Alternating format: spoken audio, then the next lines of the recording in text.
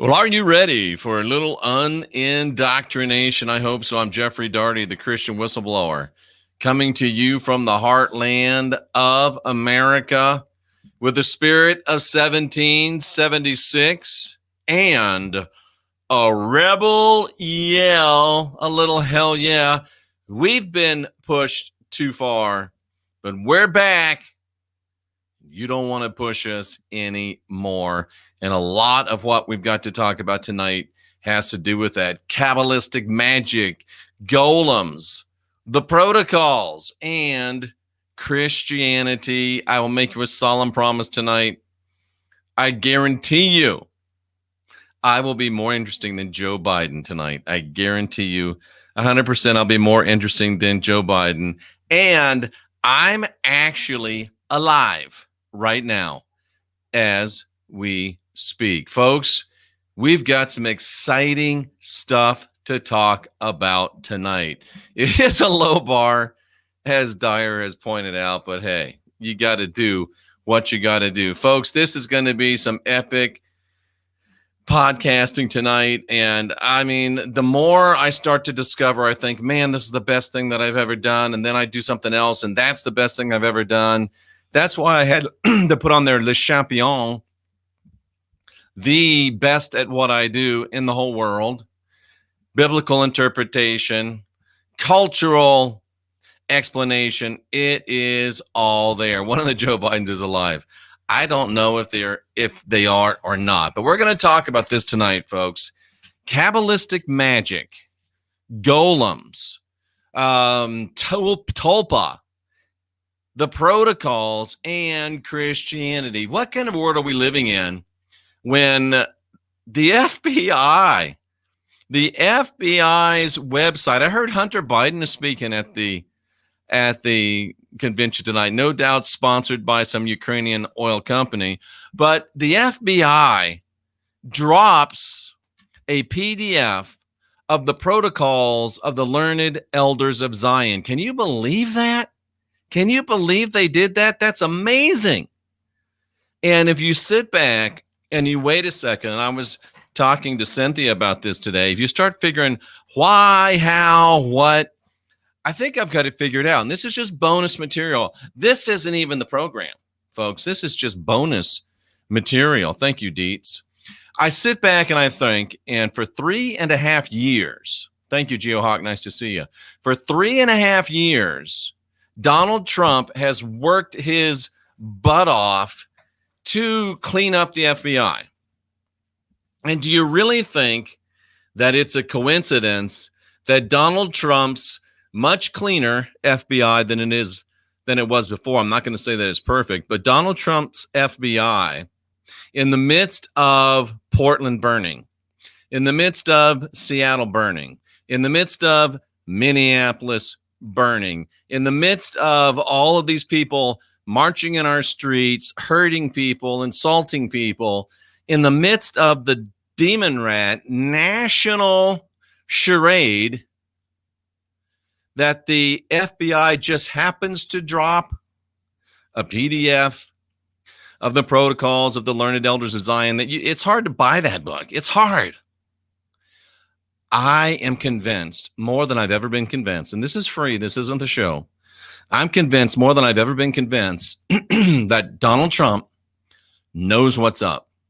Donald Trump is saying, President Donald Trump is saying, look, you see what's happening in our cities. You see what's happening at the Democratic Demon Rat National Charade. You see what's going on. Boom. Here comes the protocols.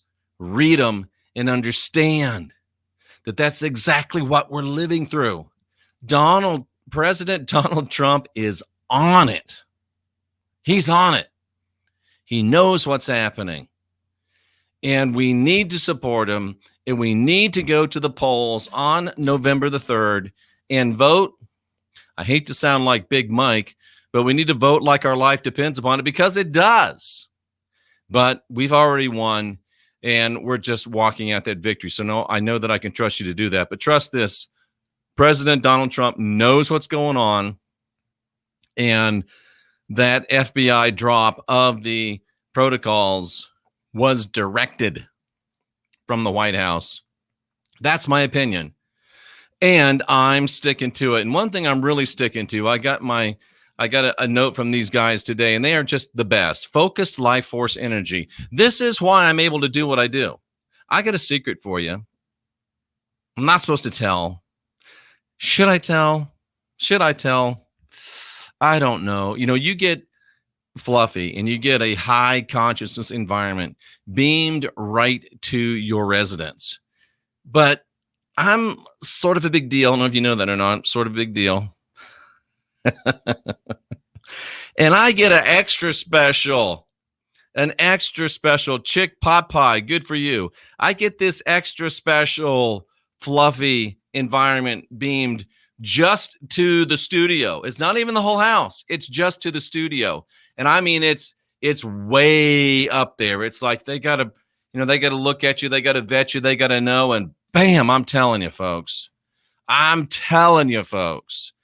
focused life force energy, the high consciousness on demand environment. And I'm going to show, I know I hate to do this. I know I'm slowing you down, and I know that we're getting into the show portion. We're just about into the show right now too, but I said I was going to do this, and I'm going to do this, even though it's going to take me a second. I want to read you something, just a little bitty something. I want you to know and understand, because I short sell this, and I don't give you everything that you need to know, ladies and gentlemen.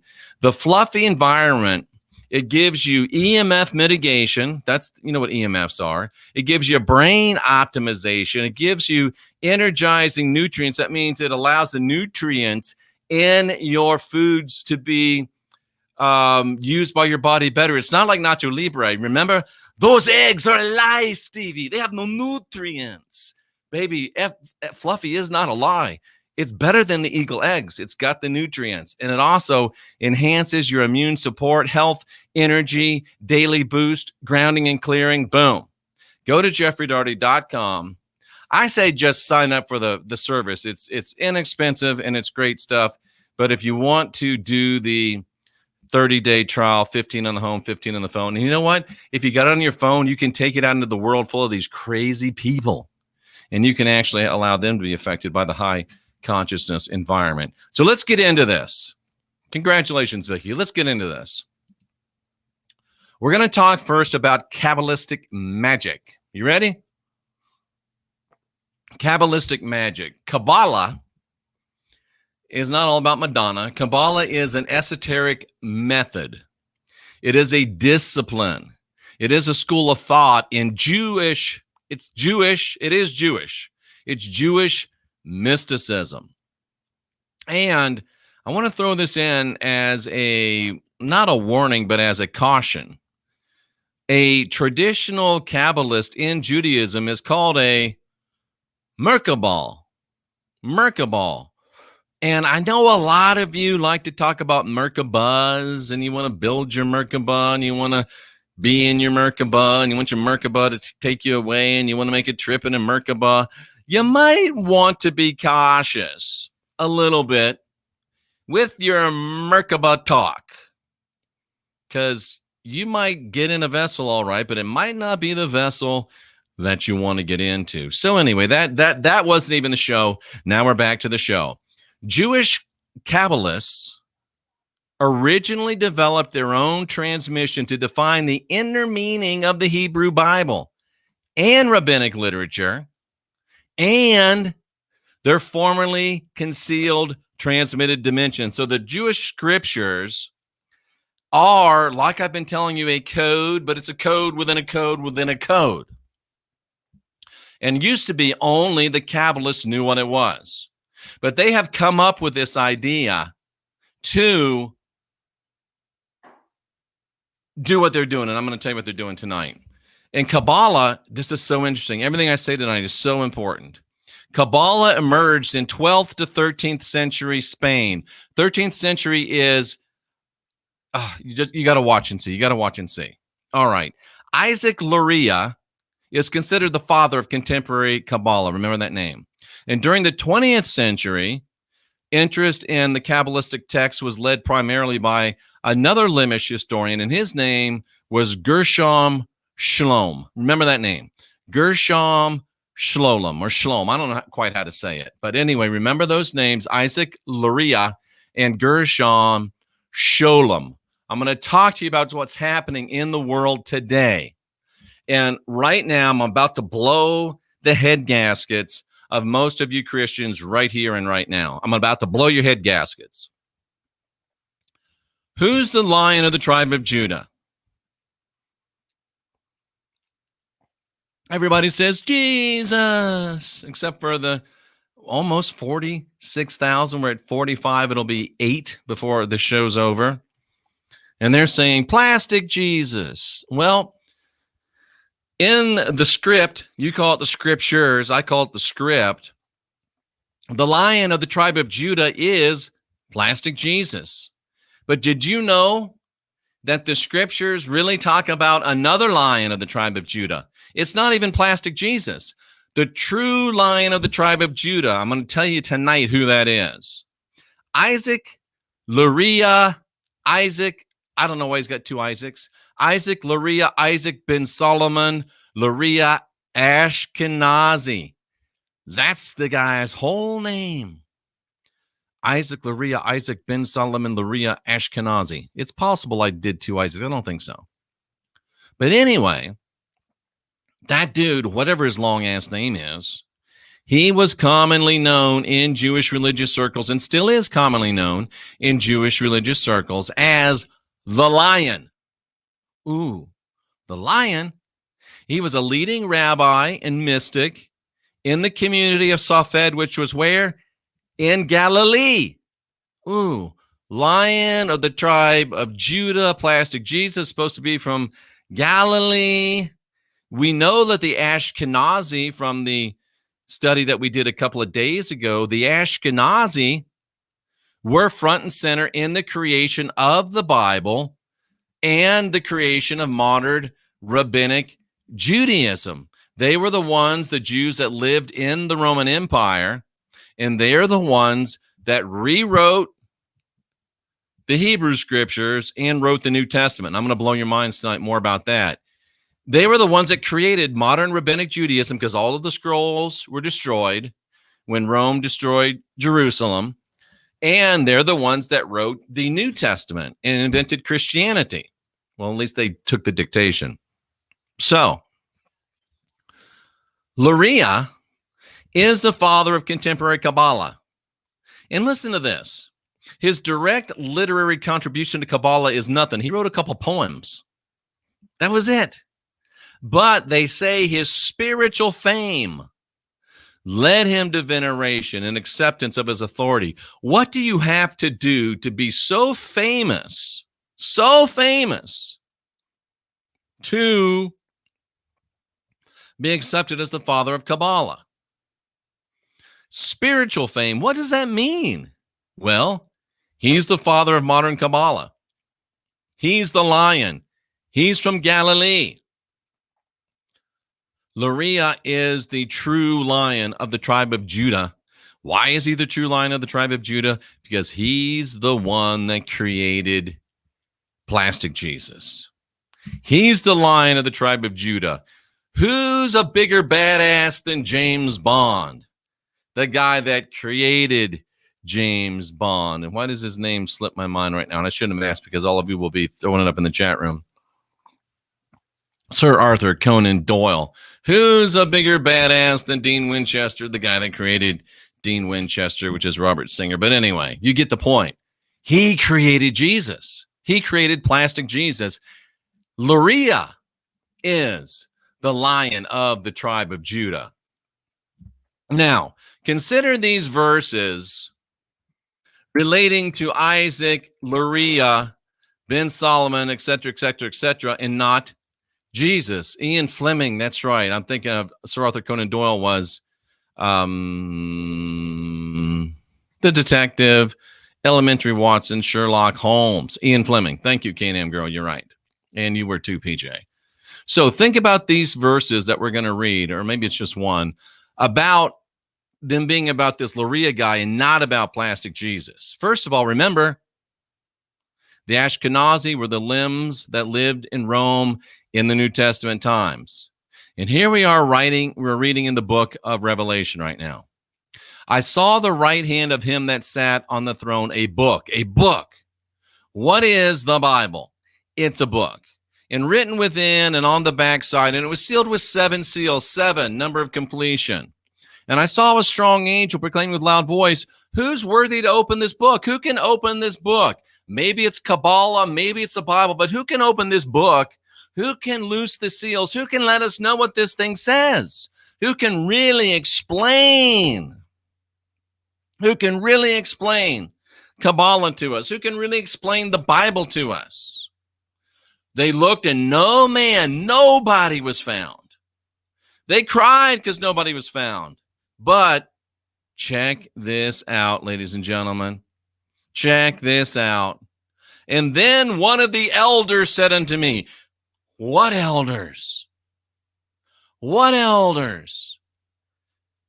The elders responsible for the protocols of the learned elders of Zion. Those elders said unto them, don't cry. Don't cry, mama. Anyway, don't cry. Don't cry. Because the Lion of the tribe of Judah, Mr. Luria, the root of David, he's prevailed to open the book. He's going to open Kabbalah to you. He's going to open the Bible to you. He's going to loose the seals. He's going to explain it to you. It makes perfect sense. And that'll either click with you or it won't.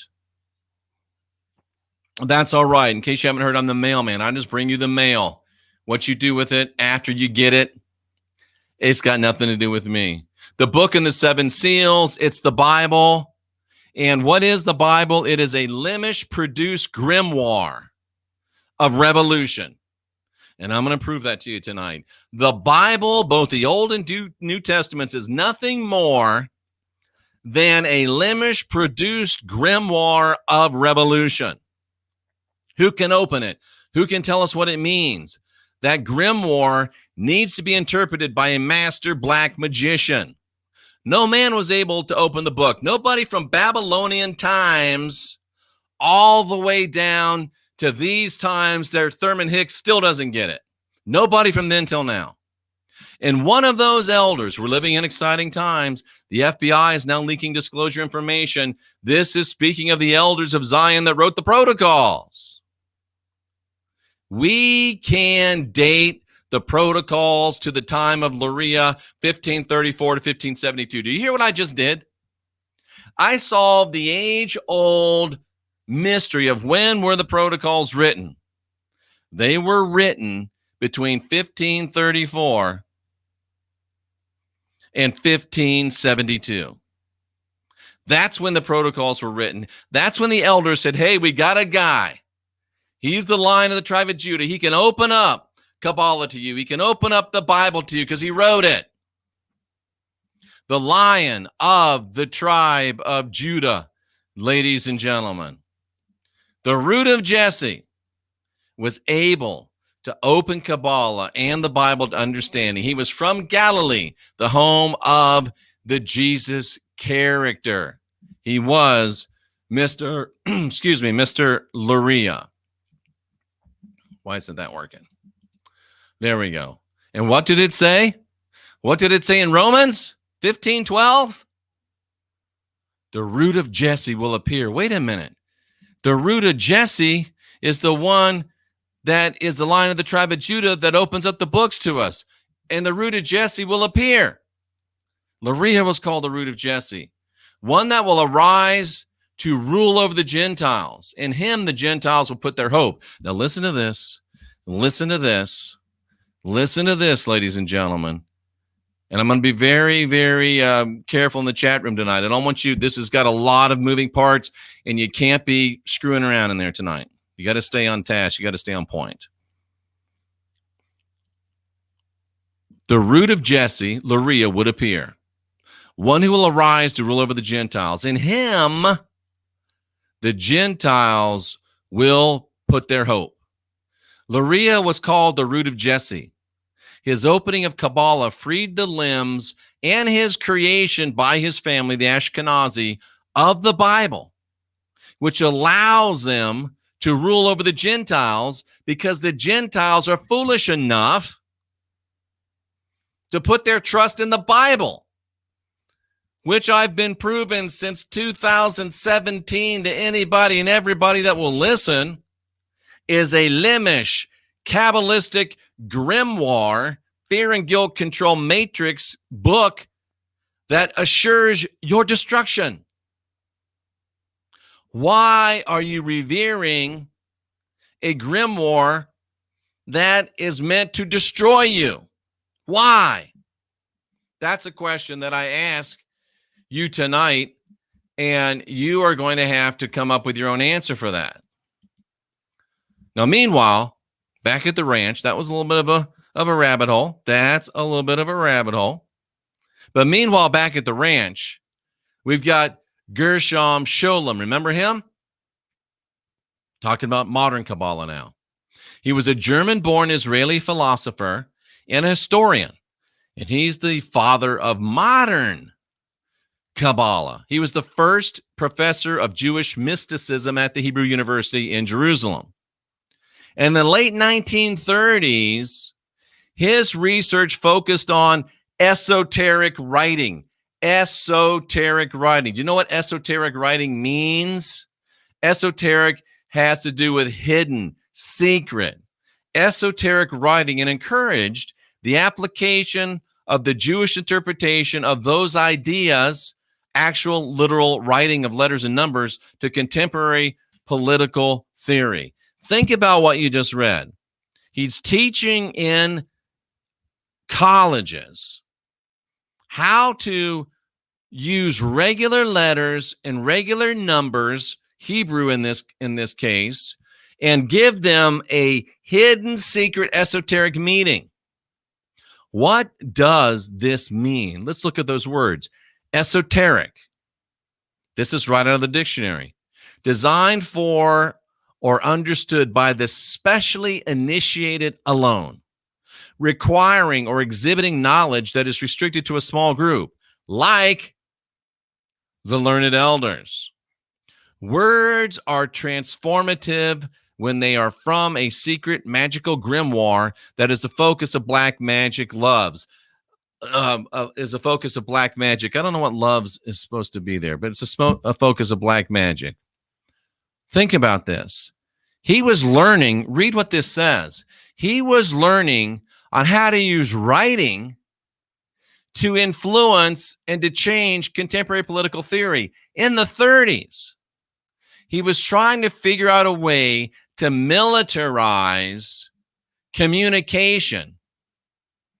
Think about that and keep that in your bonnet for just a couple of minutes. I told you this was going to get really, really deep, really, really fast. Now, practical Kabbalah. We're talking about practical Kabbalah. That's supposedly the branch of Jewish mystical tradition that concerns the use of magic, reserved for the elite. Because it's only the elite in their mind that can separate the evil so that they can do it in a holy way. In other words, this is like handling nuclear material. You've got to really know what you're doing and able to be able to handle Kabbalistic, and I'll get to grimoire, Uncle Quester. I should have defined it earlier. But basically, a grimoire is a book that tells you how to do magic. But anyway, it's nuclear material. If you handle it right, you can power a whole city. If you handle it wrong, boom. Boom. So what they're saying is he's trying to take, he's using this magic, and he's trying to get it into the practical use of people that are ready for it. And what does it include? It includes the use of divine and angelic names for incantations. What is the rage today? What is the rage today within our community? I don't want to be part of the community, but I'm in it, and I just don't have any choice. It's all about angels. Oh, we got this angel, we got that angel, we got Michael and all these angels. Folks, you're playing with nuclear material. It's straight from the Talmud. It's straight from the Kabbalah. It's magic. It's dangerous. And it's here to destroy you. That's why most of it has been forbidden. But according to Gershom Scholem, remember him? Many of these teachings predate and are independent of theoretical Kabbalah, which is the Kabbalah with the red string and stuff. So what Scholem wrote was what came to be considered practical Kabbalah, which is magic, constituted an agglomeration, that means a putting together of all the magical practices that had developed in Judaism from the Babylonian Talmudic times all the way down through the Middle Ages. So these guys, you know that the Jews have been thrown out of here and thrown out of there. They've been everywhere, and they've picked up this magic from everywhere. And they've cobbled all this magic together, and it's Kabbalah.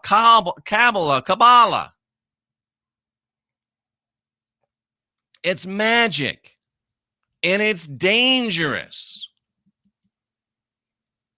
Now, we get into some really weird contradictions here. Jewish religious law forbids divination and other forms of soothsaying, and the Talmud lists many persistent yet condemned divination practices. Now, the very frequency with which divination is mentioned, it's over, shows us that divination has always been widely practiced in the folk religion of ancient Israel, and a limited number of forms of divination were generally accepted within all of Israeli society, the most common being oniromancy. You're not going to believe what that is, which became part of practical Kabbalah, magic, black magic, and it dates from the Talmudic times and includes using the esoteric names of angels. You've got to hear me tonight. You've got to understand me tonight. If you just open your mind, it'll flow easily into your mind. You'll be able to assimilate this and see and understand what's going on. We're talking about practical magic in Kabbalah, black magic, and it has to do with esoteric names of angels, and it comes from the Talmud. You know some of the other things that come from the Talmud. Nothing good comes from the Talmud. But you want to run around with this angel and that angel. It's a distraction at best, and it'll bring about your destruction at worst. Now, what's oniromancy? It's divination based upon dreams.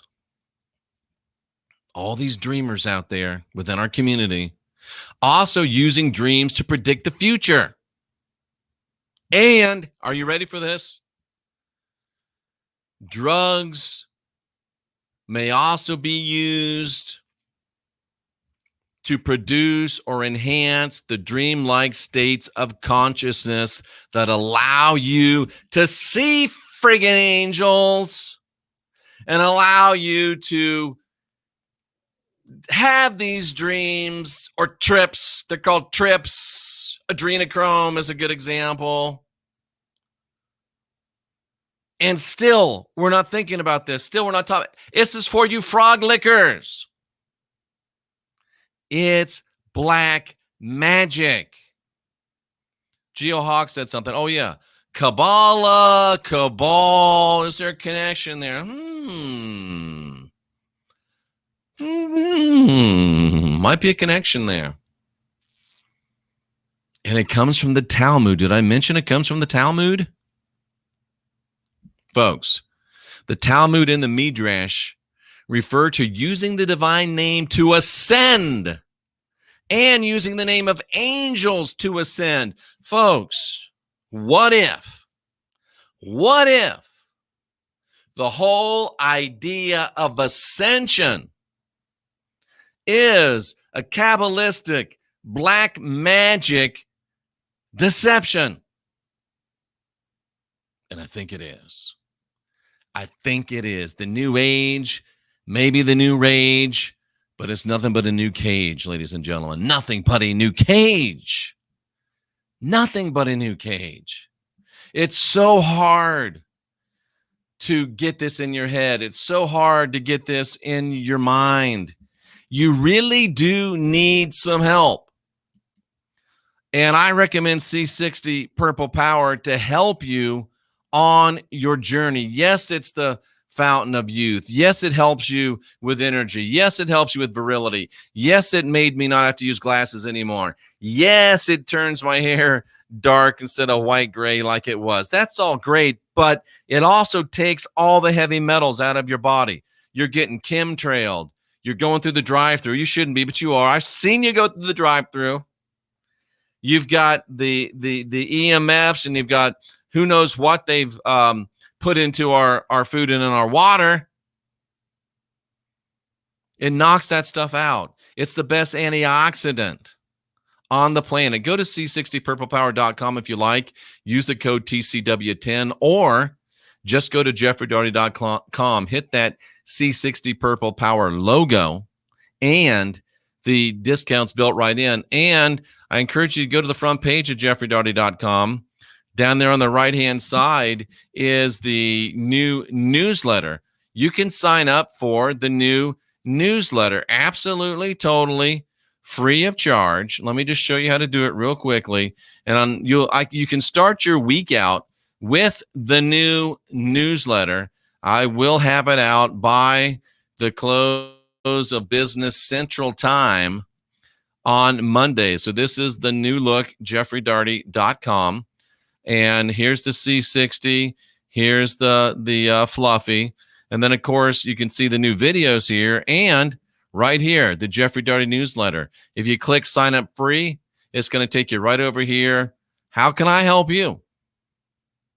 Just contact me. Say, hey, I want the newsletter. And I really am here to help answer your questions. I really am open to suggestions and even polite challenges to anything you see or hear on my channel or there on the website. I am not going to say you're attacking me if you challenge me, but you have to be polite and you have to bring receipts. Don't come half-baked or it's not going to work. It's not going to work. So, folks, that's important stuff.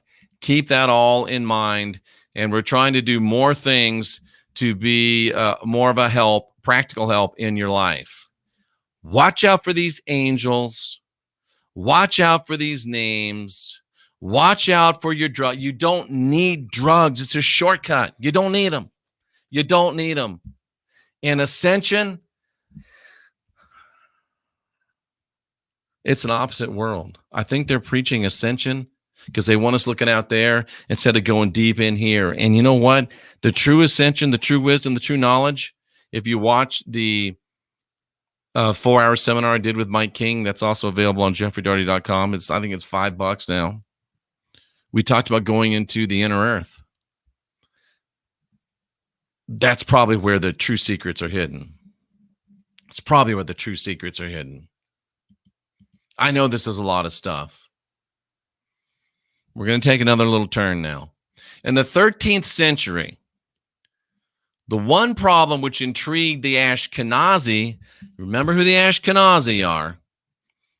The Jews that lived in Rome at the time of the Bible. What they were trying to figure out was the creation of life through magical means derived from the Babylonian Talmud. Okay, wait a second. The truth is that they are distracting you in Ascension. I agree. The true thing they are distracting you with in Ascension, yeah. So these guys, and you're going to be so amazed, the Ashkenazi were trying to figure out how to create life through magical means, through the Babylonian Talmud. I do have a PayPal account. Easiest just to go to jeffreydaugherty.com and use the donate button. The PayPal account's also in the information box below. Now, the Talmud says that a sage made a person by using the creative force of the Hebrew letters. Think about that. using the creative force of the Hebrew letters. Hebrew letters, they believe, have creative force. Just the letters, the alphabet has creative force. The numbers, which are taken from the letters, have creative force. Actually, Tracy's right. Their letters are actually sigils. And the Lord talks about a sage who made a person, a being, by using the creative force of Hebrew letters. Remember that. It also tells of two other sages that used the laws of creation and created through what? The creative forces of Hebrew letters, a triple calf. Don't know what that is, but I do know that they ate it for a celebration. If you ever use magic that is somebody else that you didn't create, if you ever use sigils that you didn't create, if you ever use spells that you didn't create, if you ever use magic words you didn't create, you got to pay tolls, taxes, fees.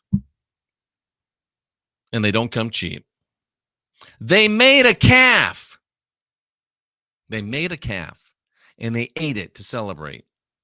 Folks, I'm here to tell you today. Did you hear the FBI release the protocols?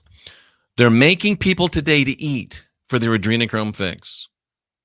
And they're making people that are doing crazy things that are feeding off the rage and fear created by the mobs of these non-humans who are magically created by Kabbalistic and biblical means. Yes, I said that. Think about that. These people that you see out there that are acting subhuman, they are subhuman.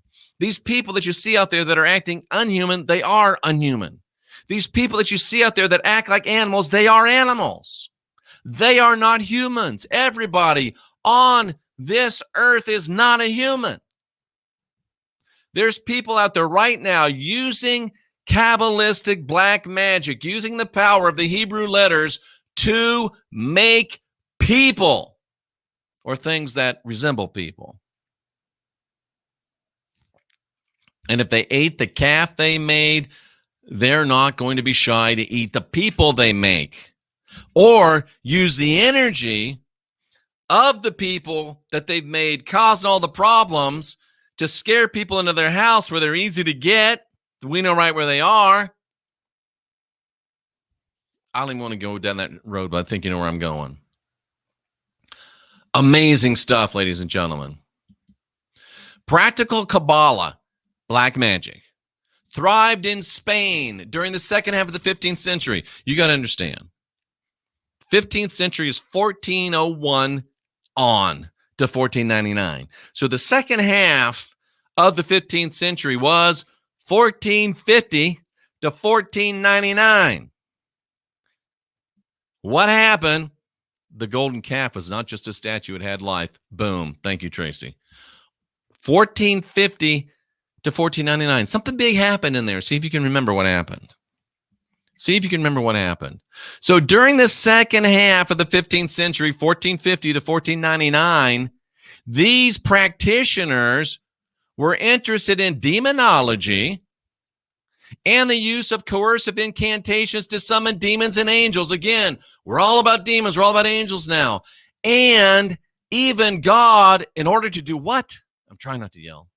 To hasten the Messianic age. 1450 to 1499, they're using demonology. They're trying to summon angels and demons to do what? To hasten the Messianic age. What does that mean? The Messianic age means that the human governments are gone. All the non-limb governments are gone, and they're large and in charge, and there's just enough of us left to serve them. That's what they were trying to do. In 1492, what happened then? Think about it. Once discovered, the Queen of Spain, what was her name? Isabella. The King of Spain, Ferdinand, they said, these crazy bitches are trying to use angels and demons and the power of the Hebrew letters. They're trying to use letters and numbers of Kabbalah. Where have you heard that before? They're trying to use letters and numbers to call up angels and demons to put us out of business and take our shit over.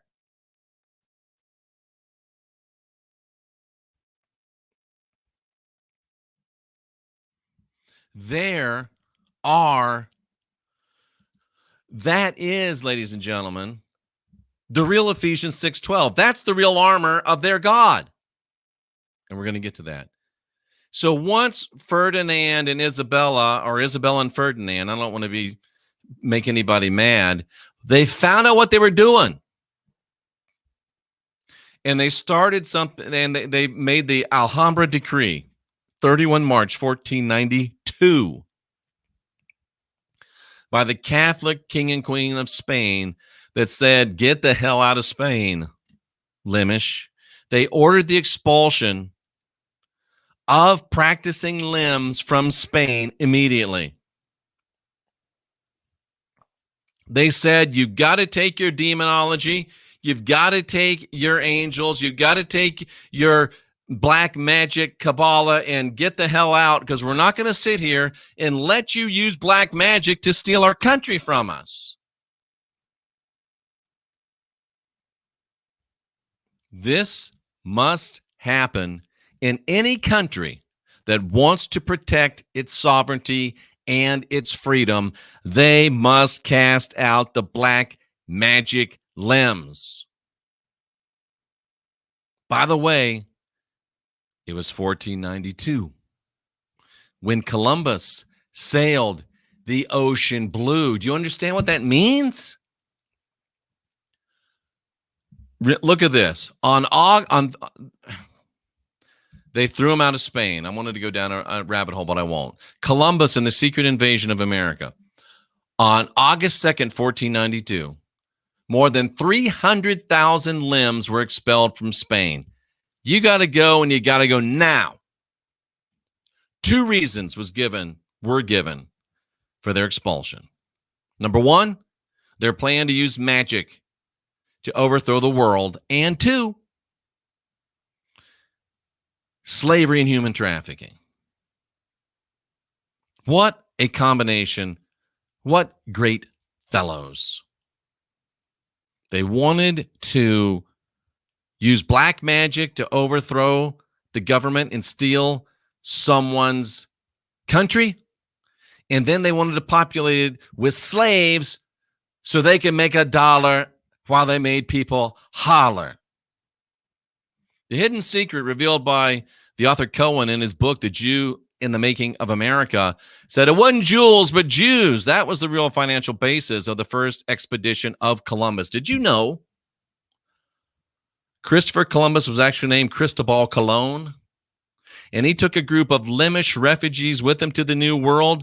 Marranos, I'll tell you what that means. Well, I'll tell you now, because Marranos are people that had to convert to Christianity but never really did.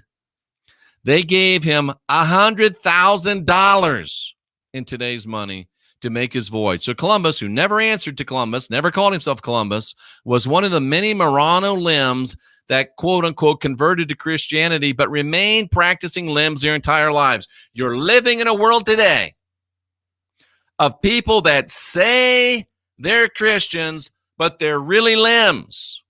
And we're going to touch on that as we get a little bit deeper into this, ladies and gentlemen. So think about this. What does it mean? And Ken, I'm sorry, but I'm going to remove this logo just for a minute so people can read this.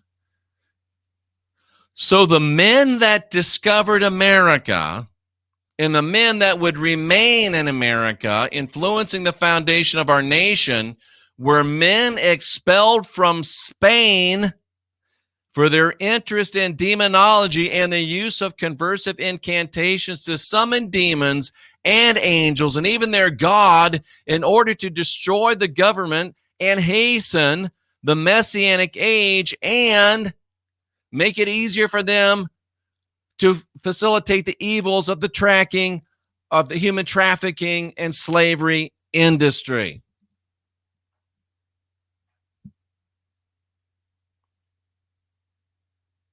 In 1492, Columbus sailed the ocean blue. Why? Because they threw his ass out of Spain for trying to take the place over by black magic and for practicing what they invented, human trafficking, and all that means, and slavery, and all that means. You've never been told this truth before.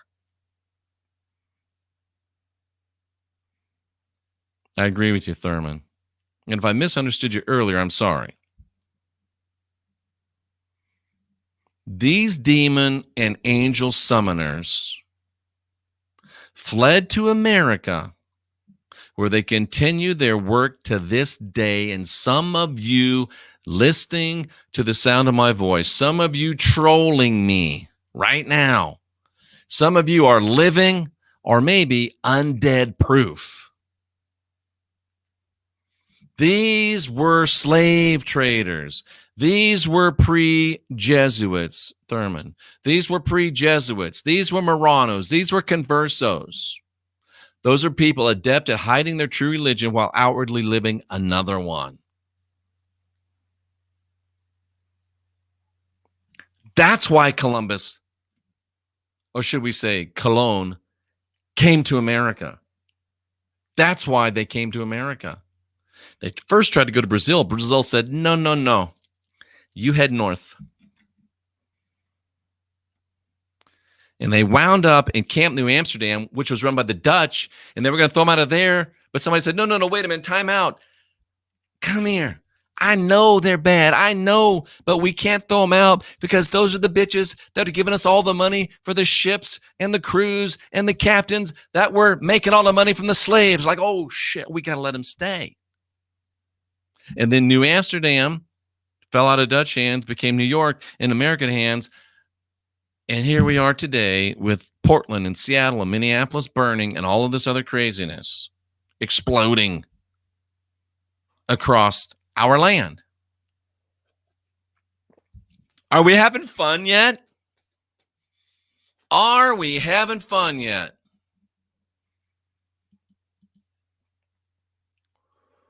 In the 16th century, now what's the 16th century? Remember how that works, the 16th century? Luria, remember him, the father of Kabbalah? He evolved a form of exorcism which effectively transferred the techniques from black magic Kabbalah to regular Kabbalah. And only his position as the central teacher of modern Kabbalah gave this authoritative force. Do you understand what he just did? You had black magic Kabbalah and you had white magic Kabbalah. Let's pretend that it really was. So he decided, I'm going to take black Kabbalah and we're going to transfer it into white Kabbalah. So guess what? I know this is going to upset some of you, and I really don't care. I'm the mailman. Since the 16th century, all Kabbalah is black magic. Since the 16th century, all Kabbalah is black magic. They destroyed the separation between white and black Kabbalah post-Luria, post-16th century. All Kabbalah is now black Kabbalah. And he taught that in our generations now, 1600 on, let me make sure that Cynthia's not saying stop it. She's not. 1600 on, without the temple in Jerusalem, listen, without the temple in Jerusalem, without the ashes of that red heifer. You know, I love the red heifer. There's a joke there, but I won't do it. I was once... No, I won't do it. I won't do it. I won't do it. Without the temple, without the ashes of the red heifer, the pursuit of black magic Kabbalah by a person with an impure body, which is all of us, is very detrimental. So what he's saying is there anything on earth that isn't derived of black magic? Hell yeah. What he's saying is, if we had a temple and we had a heifer, a red heifer, can I say I once did? Then we could do our black magic really easy. Who's clamoring for a new temple? The limbs. Who's clamoring for a new temple? The Christians. The Christians are really the conversos. The Christians are really the moranos. They say they're Christians, but they're not. They're limbs. And they're calling for a new temple. Why? Number one, so they can sacrifice. Number two, so they can do their black magic.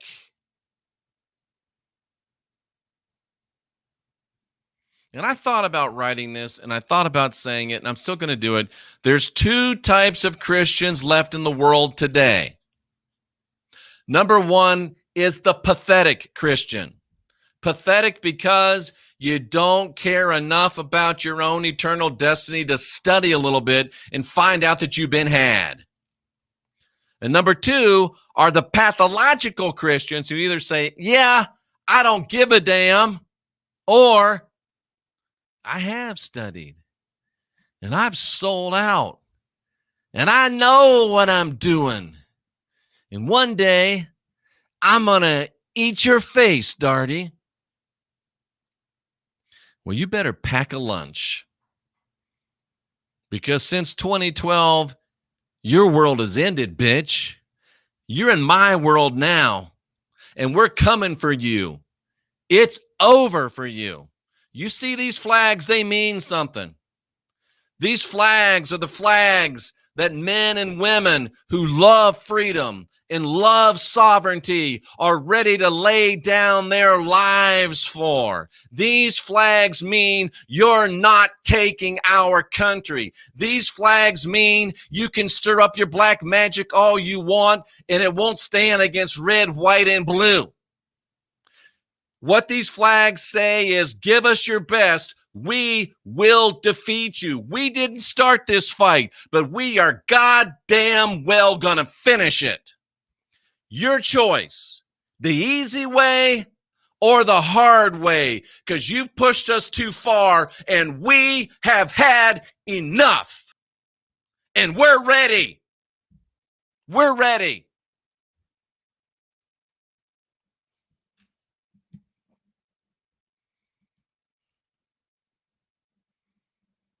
Contemporary tradition shows that Elijah Baal Shem, what a name, he created a golem in the 18th century. Wow.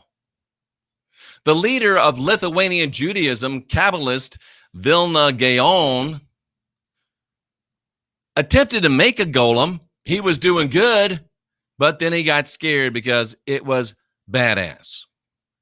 Rabbi Aaron Yehuda of Kelm, a practitioner of black magic, was said to have created a golem through the use of divine names. Now, I don't know if that meant angelic names or the divine name.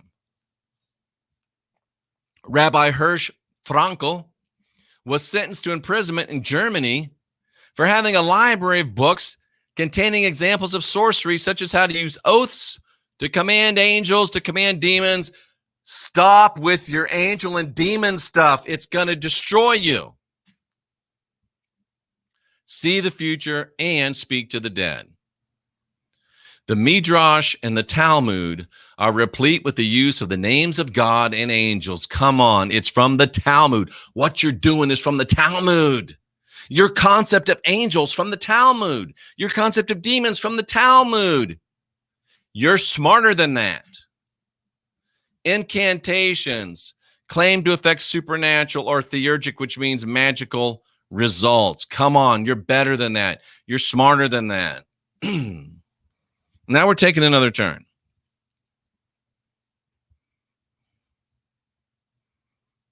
What's a tulpa? A tulpa is a concept in mysticism. What is Kabbalah Lemish mysticism? It's a concept in mysticism and paranormal of a being or an object which is created through spiritual or mental powers. It's basically just another name for a golem. It's a goy golem. A tulpa is a goy golem.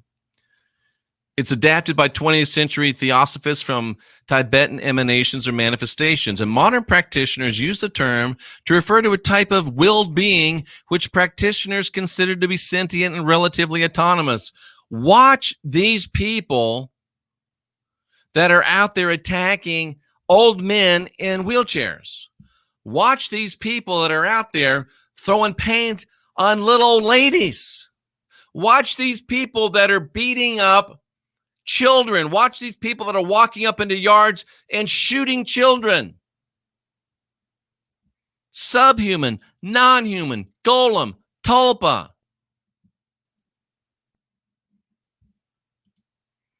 Western occult understanding of a thought form is believed to have originated from the Tulpae.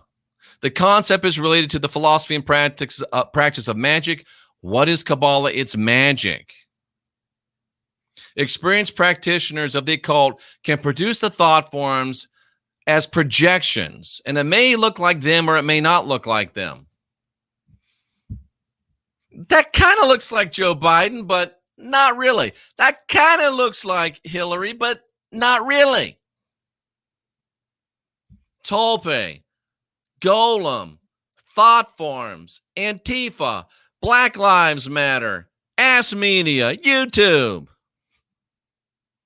Supergalactic says Christians really need to wake up and realize what they're getting themselves into. It's dangerous for them. That's why they're pathetic or they're pathological. They have to be one or the other to remain Christian. For all practical purposes, there's no real functional or philosophical difference between the golem, the tulpa, or the thought form. They represent the different cultural projections of the same phenomenon, and the phenomenon's rooted in ritual magic across cultures. If you think it's a good idea for you to dabble in ritual magic right now, take it from an ex-initiated Triskelion witch high magic. It's a bad idea. And some of these people that are on YouTube telling you should do a little dabble, don't do it. They don't know what they're talking about. I do. GeoHawk says, with all the information at our disposal, there's no logical reason to be misled by Christianity. There's not. So how does all this relate to Christianity? How does all this relate to Christianity? Good question. Good question. As we learned earlier, according to Lemish tradition, the Hebrew language has a divine origin. In Genesis 1, their God supposedly created the world by pronouncing his will, saying his will. Hence, language has the ultimate creative potential in the Hebrew mind, and really true. That's why you don't say, why am I always fat? You say, how can I get to my ideal weight? What do you know of Trump's connection with Kabbalah? Zero, Jennifer, zero. Donald Trump don't need Kabbalah because he's got white Dianetics in his pocket. Go back and watch some of my other videos. This view forms the starting point for most of the Lemish mystical and the Lemish mystical and magical traditions from antiquity up to the present times. One of the earliest Jewish mystical texts, dated by scholars between the 2nd and 7th centuries, describes the process of creating as taking place through the 22 letters of the Hebrew language and the 10 cardinal numbers. I've said it before, I'll say it again. Since the 16th century, all Kabbalistic letters, all Kabbalistic numbers are black magic. All Kabbalah is black magic since the 16th century. I think, Ken, that skinwalkers would probably be another name for what we're talking about. Yes. Early on, Sefer Yetzirah received magically oriented interpretations which explained how to imagine and possibly repeat the divine process of creation through manipulation of the numbers and letters of the Hebrew alphabet to create a golem. through manipulation of Hebrew numbers and letters, through manipulation of Kabbalah, you can make a golem. I was doing this, and I had to go outside and ask Cynthia if I was crazy, but George Floyd, no legs, George Floyd looking one. Was George Floyd a golem? Was George Floyd a golem? And wouldn't it be exactly perfect if the cities are burning and the Antifa's out there and the Black Lives Matter are out there over a golem? Now, how many other FF, you know what FF stand for? FFs. How many other of people that have been taken in FFs have been golem or Tulpae? Remember, since the 16th century, they've been about creating cultural and political change by black magic. Silver Eagle, Donald Trump just released an executive order telling all the social media companies that their Section 230 or is it 231 is going to go bye-bye if they don't change. And just coincidentally, we've had double the views and double the subscriptions since he did that. I don't know. Maybe it's a coincidence. Maybe I just got amazingly brilliant or unbelievably good looking all of a sudden. Although we have been bringing the damn mail lately. Whoo, man. You ready? You ready? You ready? I knew this 30 years ago. I knew this 30 years ago. The New Testament was originally written in Hebrew. Did you hear me? The New Testament was originally written in Hebrew, and I will accept a debate from any one of you that wants to debate me on that.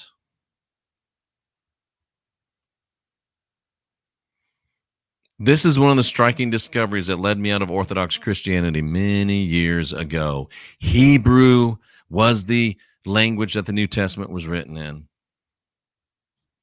The New Testament's original language was neither Greek nor Aramaic, as popular wisdom goes, but rather Hebrew, the same Hebrew language that the Tanakh, the Old Testament, was written in. The Hebrew New Testament was the name of the book. Dr. D. Briggs, PhD, Walden University. Joe, just hold on, bro. Joe, who are you talking to? Who are you talking to, Joe? Do I got receipts? Hold on. That's one receipt. Number two, the New Testament was originally written in Hebrew. As the following scholars, you got a pen, Joe? Bivon, Blizzard, Grant, Loisy, Schoenfeld, Trim, Minge, Sagel. Damn, I looked them all up. They're all double, triple PhDs. They all raised the flag regarding the New Testament as being originally written in Hebrew and not Greek or Aramaic. So there's 1, 2, 3, 4, 5, 6, 7, 8. There's 8 receipts. Oh, but wait. Joe wants to know, do I got receipts? Not only is it logical that it should have been written in Hebrew, since if he lived, this guy and his disciples were from a Hebrew-speaking country. But there's many internal and external proofs that also reinforce this logic. There's 9. Furthermore, this guy was living in Judea, surrounded by Jewish disciples who had their sacred text of Tanakh, which was written in Hebrew. There's 10. How about this one? Luke 23:38. And a superscription was written over him in letters of Hebrew. This is the king of the limbs. Now, if there wasn't a bunch of bitches there that read Hebrew, why would they write it in Hebrew? Ooh. That's a code that tells you there's a bunch of Hebrew-speaking bitches right here. Wow. Crystal, you are on it. Saul, who later became the false Apostle Paul, he spoke Hebrew. He was educated at the feet of a Hebrew-speaking scholar named Gamaliel, where he met the boy Plastic Jesus while he was answering the scholars in the temple in Hebrew. This is added proof that the Hebrew was very active in Israel during the New Testament period. But wait, I got more receipts. I'm like young Pharaoh tonight. I got receipts for my receipts. Y'all ready for this? Matthew 5:18. Matthew 5:18. Not a jot or a tittle will pass until all things be fulfilled. Oh shit, those are the red letters said by Plastic Jesus in his frilly little golden diapers. That's how I see my Plastic Jesus. You might see your Plastic Jesus differently. I see my Plastic Jesus. He's a little bitty fat baby. He's got them golden fleecy diapers and a beard. He's a weird Plastic Jesus, but he's mine. A jot and a tittle are the smallest marks in what? The Hebrew language. So why would he say not a jot or a tittle will pass from my words unless it was written with jots and tittles?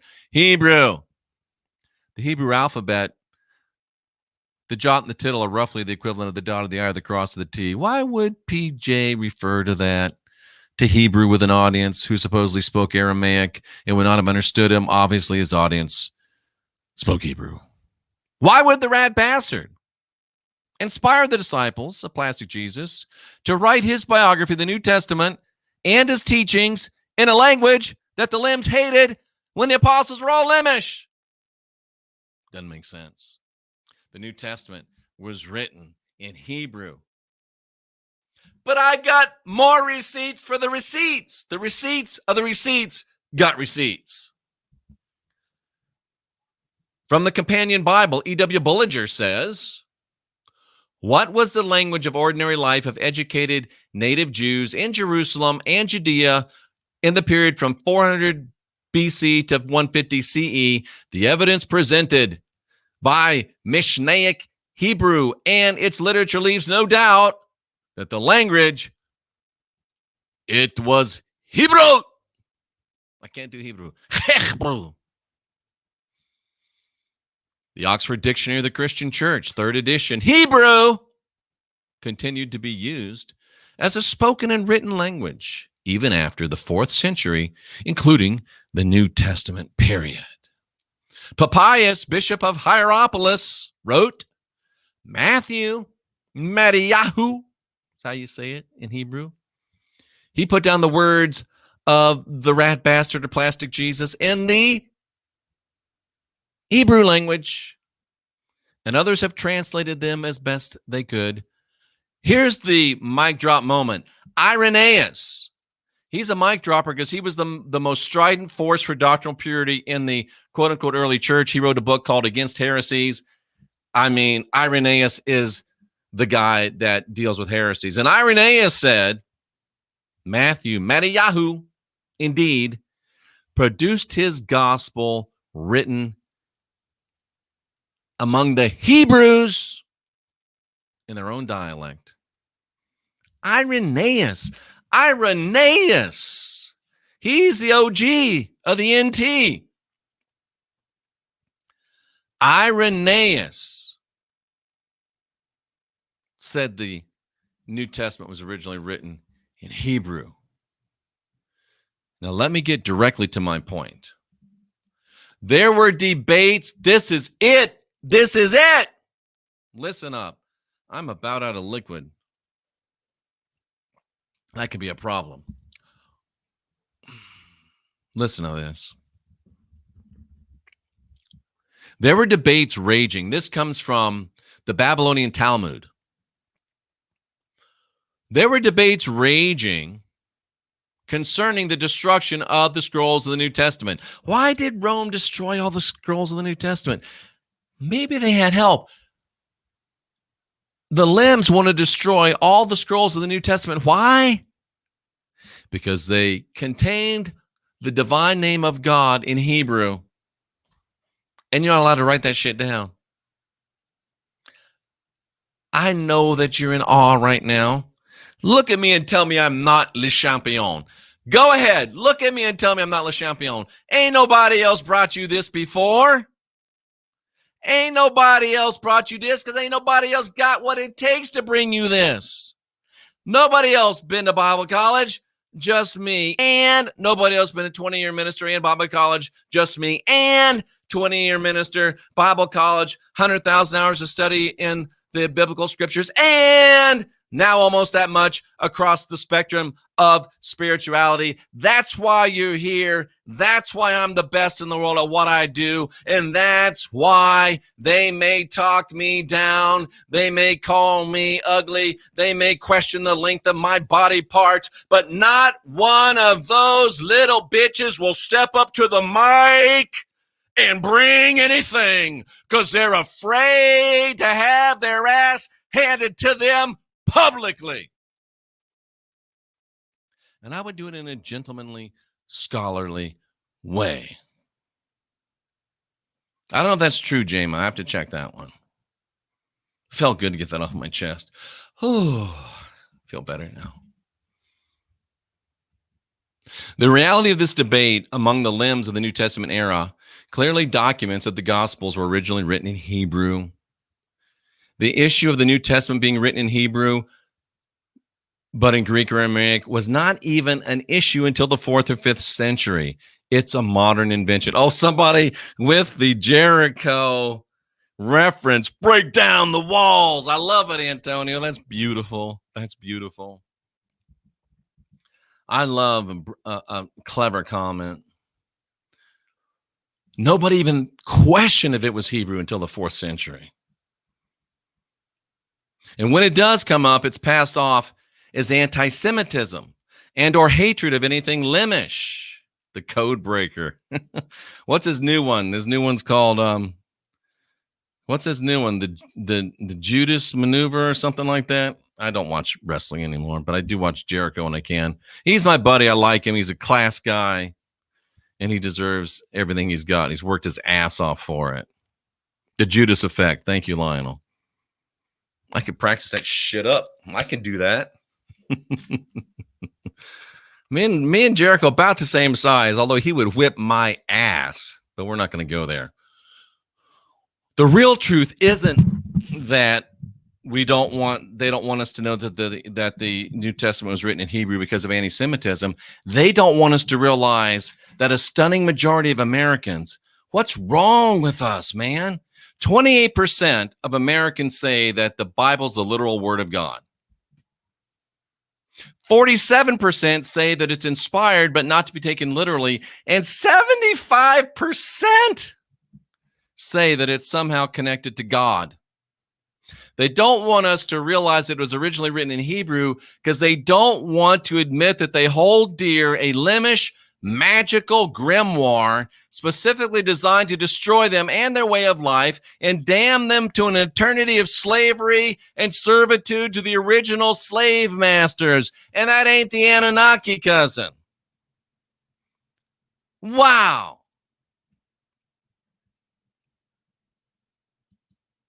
And remember, we know from proven historical fact through our studies in Caesar's Messiah that the Romans destroyed all Hebrew and all Christian script. You call them scripture, I call them script, by 100 AD. And we also know that they then employed Lemish scribes. And when I say employed, I mean employed. I know we just wrecked all your shit and you're homeless. We got a deal for you. If you come over here and write that shit down again and write this new shit that we got for you, we'll give you clothes. We'll give you all the bagels you can eat, locks. What's those nasty things? Capers, the whole 9 yards. Plus you get synagogues and dormitories, and we'll give you all that stuff. And they rewrote it. They rewrote the Old Testament and they rewrote the New Testament. They were Lemish. They wrote it in Hebrew. Now, the next question is, did the Romans know what they were allowing the Hebrews to write? Did they understand the magic of the Hebrew? It's a conspiracy even deeper than we know, probably, but not tonight. So, this is war. This is war. The limbs that came to America in 1492, sailing the ocean blue with cargoes full of captured slaves. The limbs that came to America were insurrectionists working on using black magic, including the ability to create beings to destroy all governments and establish their king as Lord of all the earth and all his peoples and its peoples. A grimoire, I should have put this way earlier, is a textbook of magic, typically including instructions on how to create magical objects, how to perform magical spells, charms, divinations, and how to summon and invoke supernatural entities such as angels and spirits and deities and demons. You got to stop that foolishness. In many cases, the books themselves are believed to be imbued with magical powers. The Bible, brought to America by the limbs, is a dark grimoire. The Bible, brought to America by the limbs, is a dark grimoire. The day after the official FBI website posts a PDF of the protocols of the learned elders of Zion, this is starting to make a lot more sense. We have a group of limbs and their supporters, the pathetic and the pathological, planning a black magic revolution. The king and queen of Spain discovered that plot and expelled them. These guys fled Spain for America, bringing their plot for dark revolution with them. This is when the protocols of the learned elders of Zion were written.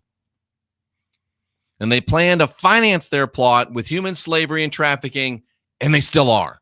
They invented it, and they're still using it today. Has their plan worked? Look around. Look around. Look at the shit show going on in Minneapolis or in Milwaukee right now. That's where the DNC is. Lionel, that's the thing that I wonder. I said that to Cynthia. Lionel says it's crazy that I just started teaching on the protocols and then they drop it. Somebody connected. Anyway, we'll just leave that there. The day after, this is starting to make a lot of sense.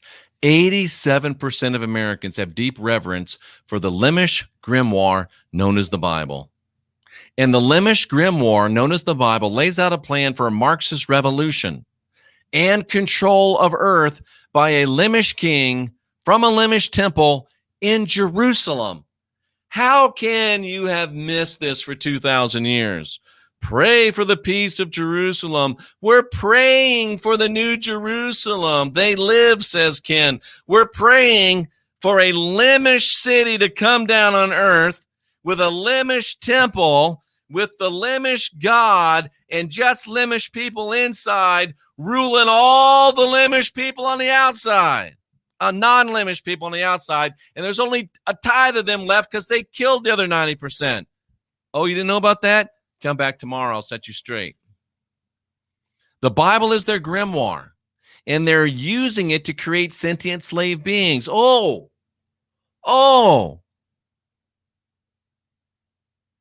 If you give your soul to the God of Christianity, if you ask plastic Jesus into your heart and he possesses you, if you ask the Father into your heart and he possesses you, are you being turned into a golem? Ooh. But their choice to facilitate revolution over the centuries has been Marxist communism. Always has been. Every single communist revolution that's ever been was started by the Lemish. Why did the official FBI website post a PDF of the protocols yesterday?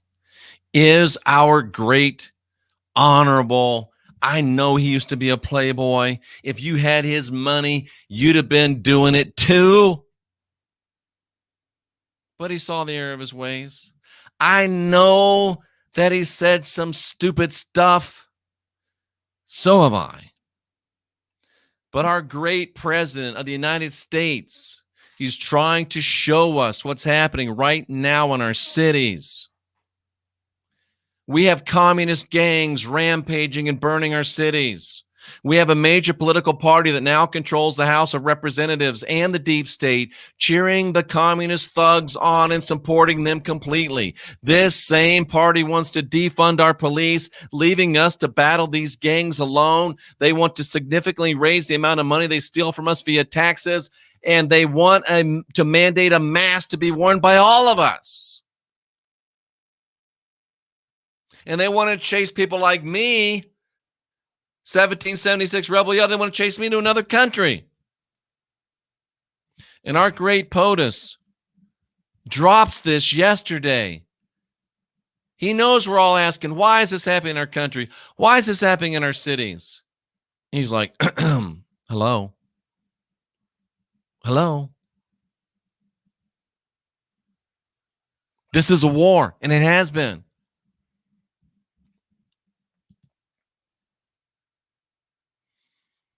The elders know because of people like me. And there's got to be some more, but I just don't know of any more. That's why I say I'm the best in the world at what I do, because I'm the only one in the world that does what I do. I don't know anybody else. And because of our work, their grimoire is weakening because we're figuring it out. We're throwing it away. We're not using it. We're not believing it. President Trump and the Patriots have them on the run, and their magic is failing. They've created subhuman beings that are out there doing their bidding. Don't think for a minute that these are disenchanted humans. I listen to idiots on other channels say, these are the real Americans. This is really what it is. America's terrible. America's bad. America's going down. America's going to burn. If you don't love this country, get the hell out of this country. There's planes and trains and boats leaving this bitch every day. Get your little bitch ass on one of them. We're sick and tired of you. I wish that the day after he gets elected, President Trump would send a ticket to every one of you lousy sons of bitches that have been talking down this country for the last 4 years and tells you got 48 hours to get the hell out. They've created subhuman beings, entities that are out there doing their bidding. These are not disenchanted humans.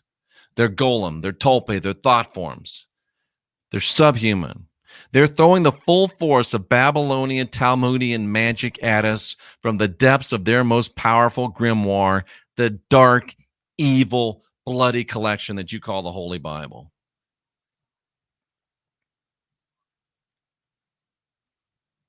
They know their world's over, and they want to take as many of us as they can down with them.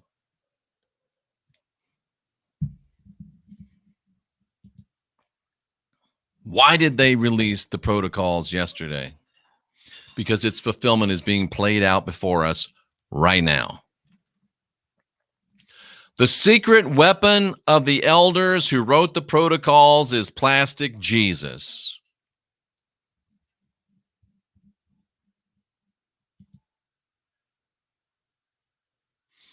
Plastic Jesus is a golem. Plastic Jesus is a tulpa. Plastic Jesus is a thought form. Plastic Jesus is not real. Plastic Jesus is completely absent from any objective, empirical, secular history. The only place that Plastic Jesus is real, the only place that Plastic Jesus talks, the only place that Plastic Jesus walks, the only place that Plastic Jesus' little dirty sandaled feet walk is in their grimoire. It's their grimoire. And Plastic Jesus is the reason why you love the grimoire.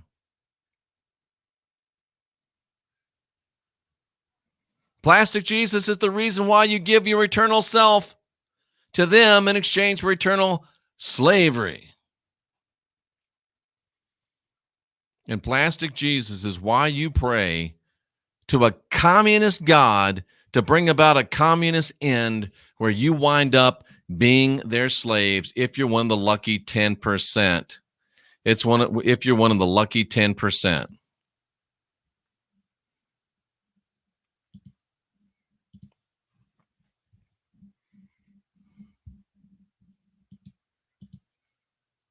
Why did they bring out the protocols?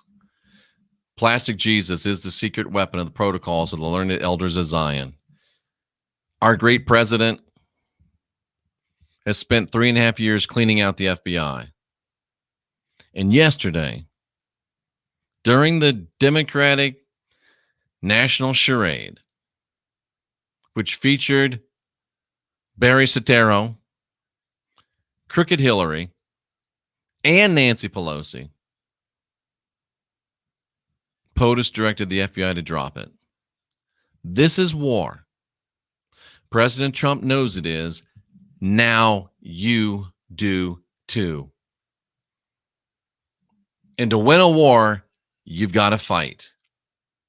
To win a war, you've got to fight. For we wrestle not against flesh and blood, but against principalities, powers, rulers of the darkness of this world, against spiritual wickedness in high places. Ephesians 6:12.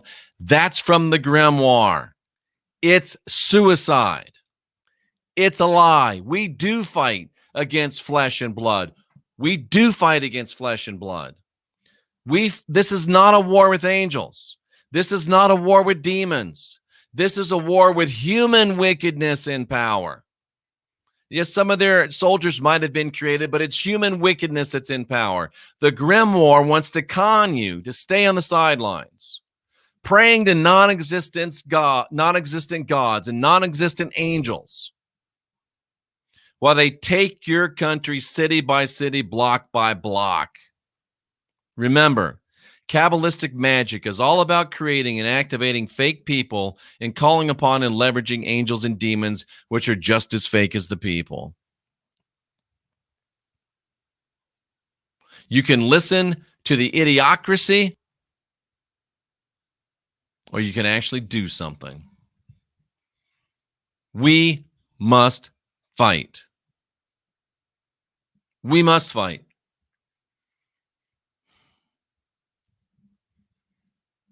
I might just touch on this. I've got more time. We've already been here an hour and a half. You know this from Ephesians. Take the whole armor of God. And I've heard so much about this lately. So much of this foolishness about put on the armor, put on the armor. People that should know better. Put on the whole armor of God. Whose armor is it? The God of the Bibles. Do you really want the armor of the rat bastard? Do you really want to put that on? And if you put on the armor of the rat bastard, you can withstand the evil day that the rat bastard brought on you. How much sense does that make? Stand therefore with your loins, your sexuality girt about with truth. His truth about your sexuality is a lie. Having on the breastplate of righteousness, you really want the righteousness of that foul, fiendish being to be covering your heart? Your feet shod with the preparation of the gospel of peace. The gospel of peace is the good news that the Roman emperor kicked ass and now rules with an iron fist. Translate that to the Lemish one, and you've got your gospel of peace. Take the shield of faith. What's faith? Faith exists without evidence. Their faith is based on signs. Sign, give me a sign. Everybody's looking for a sign. And above all else, you take the helmet of salvation. Do you really? You really want to believe you're a sinner and put that into your mind? And the sword of the Spirit, which is the word of God, his word's a lie. You can't understand this text without looking at the context. I'm going to go through this really quickly. Saul said to David, go and fight. And then Saul armed David with his armor. Saul was a wicked, deluded, horrible individual. So's this guy.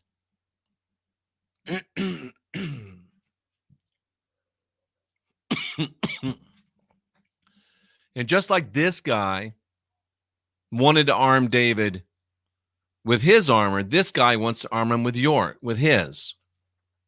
He wants you to put on a coat of mail, which is like a copper breastplate. He wants you to put on his sword. And David said, and you should say, bitch, please.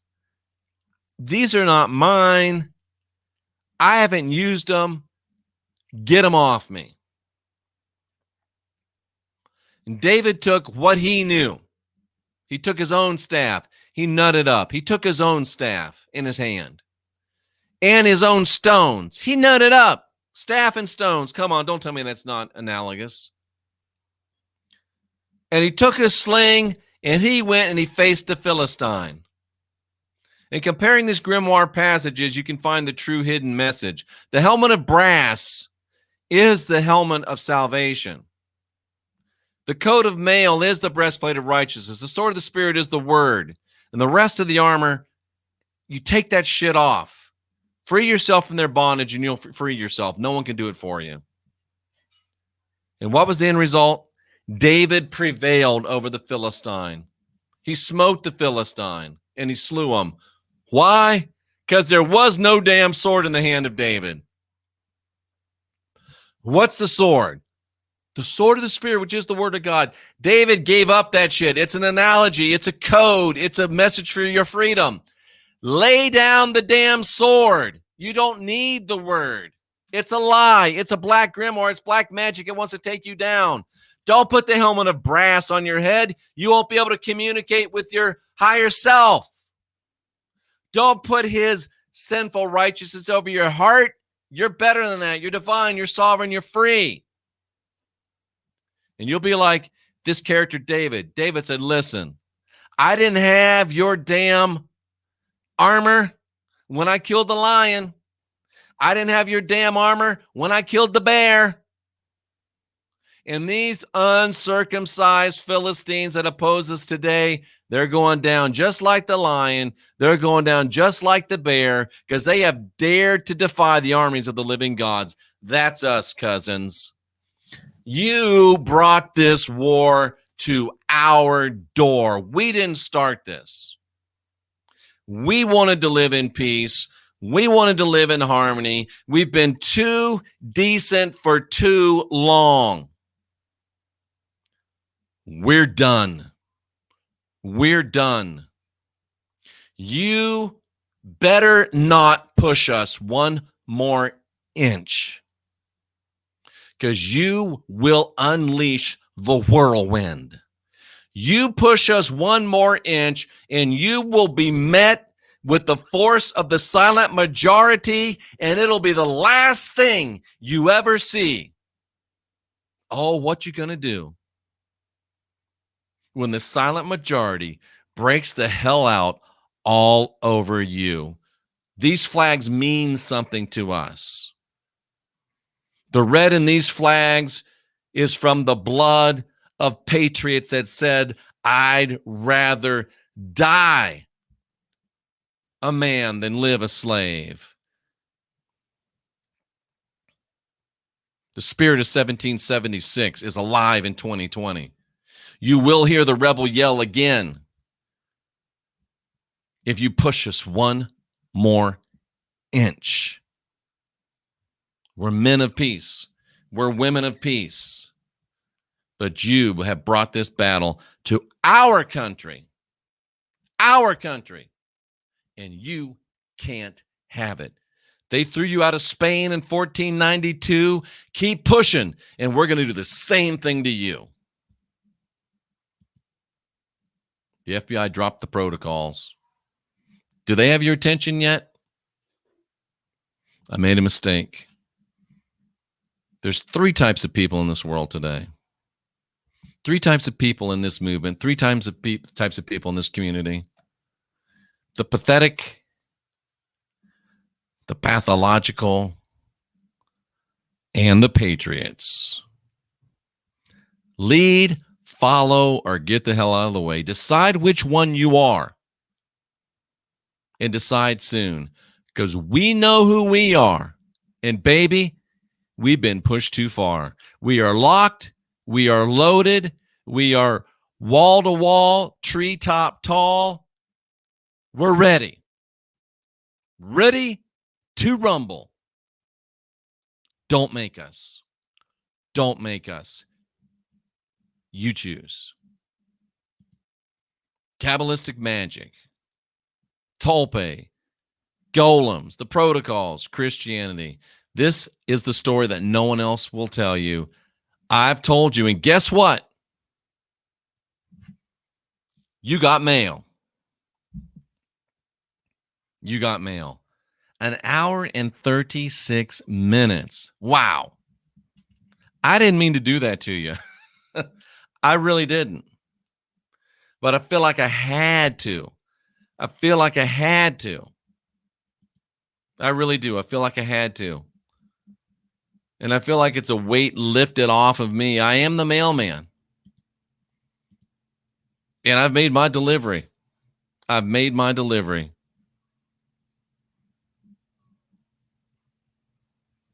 I don't think I can go back through the chat. There's so much of it. I appreciate deeply every single one of you that's here. Alan, Quester, Tracy, Ken, Casey, Cynthia, PJ, Heartwalker. I'll see if I can name them all. Tell It To Me, Geo, She Said It, PJ, Moon Journey, Red Falcon, Zakia, Lisa Gallant, Tuba. I'm gonna KC. I'm going to annotate some of them. Thurman, Joe, Heartwalker, XXX Brother, Chick Pot Pie, Mr. Acklewill, Red Falcon, Lionel Berryhill, C60 Purple Power, Ryan, Veronica. Oh boy. Brooke, nice to see you, Brooke. Always nice to see you. Alan Stiles, nice to see you. Carlos, nice to see you. Much love right back to you. In Down Under, keep it together down there. Super Galactic, nice to see you. Geo Hawk, always a pleasure. Jerry Smith, Christianity is a mental illness. Ain't that the truth? I know. I freed myself from the asylum. Everything Revealed, nice to see you. Silver Eagle. Crystal Hazley, nice to see you too. And she says the Hebrew language is a technology. Absolutely. Very well said. I think I said Joe Sapiens already, but nice to see Joe. Antonio Caldwell, break down those walls. Break down the walls. Too cool not to.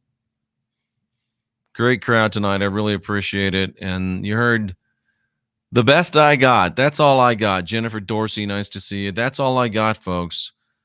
That's the best that I can do. And this is what I'm here for. Jermaine Johnson, nice to see you. Can-Am Girl, nice to see you. Tell It To Me, nice to see you. Colin Braniff.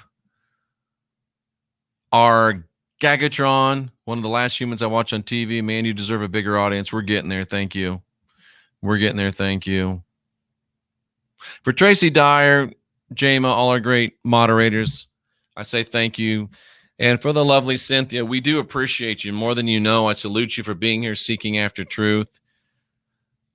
Am I begging you? I'm really hoping that you will ask questions. I'm really hoping that you'll question answers. I'm really hoping you'll unindoctrinate yourself. And then you'll get ready to lead because we need you. We need all the help we can get. I am your mailman. Vargas, Divinity Arising. PJ McCollum, nice to see you. I am the mailman, and I know the USPS has got its problems. But around here, rain, snow, sleet, darkened night, Limish, black magic, trolls, ass media, ain't nothing going to stop me from making my appointed rounds. We salute you for being here, seeking after truth. Please go out and vote for President Trump. Give me 4 more years. I'll change the world by myself quicker if we get a little help. As Cynthia says, it's a great chat, the best chat room on YouTube, no doubt about it. Until next time, I'm Jeffrey Daugherty, the Christian Whistleblower. And cousins, you got mail. I hear Rooney. I got to go see a Rooney.